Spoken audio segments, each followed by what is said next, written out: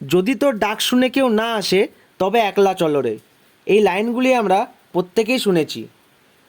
তাই আজকে নার্সিংয়ের রেজিস্ট্রেশনের জন্য সমস্ত কিছু ফিল আপ করে আমি একাই বাড়ির পথে ফিরছিলাম।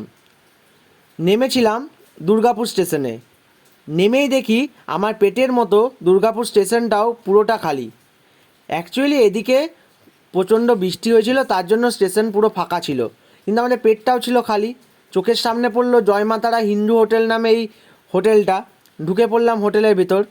হোটেলের অ্যাম্বিয়েন্সে ছিল ভালো, ছিমছাম শান্ত। আমরা অর্ডার করে দিয়েছিলাম 1 প্লেট ভেজ চাউমিন। ভেজ চাউমিনটাকে আমাদের সার্ভ করা হয়েছিল কুচো পেঁয়াজ, সাথে ছিল লাল চাটনি মানে টমেটো চাটনি আর গ্রিন চিলি চাটনি। খিদের সময় খাচ্ছিলাম আমি, খেতে বেশ ভালোই লাগছিল আমার খুব জোর খিদে পেয়েছিল। আমি তাই চাউমিনটা এখন খেয়ে নিই। তোমাদের সঙ্গে পরের ব্লগে আবার দেখা হচ্ছে। আজকের মতো সকলকে জানাই শুভরাত্রি, টাটা।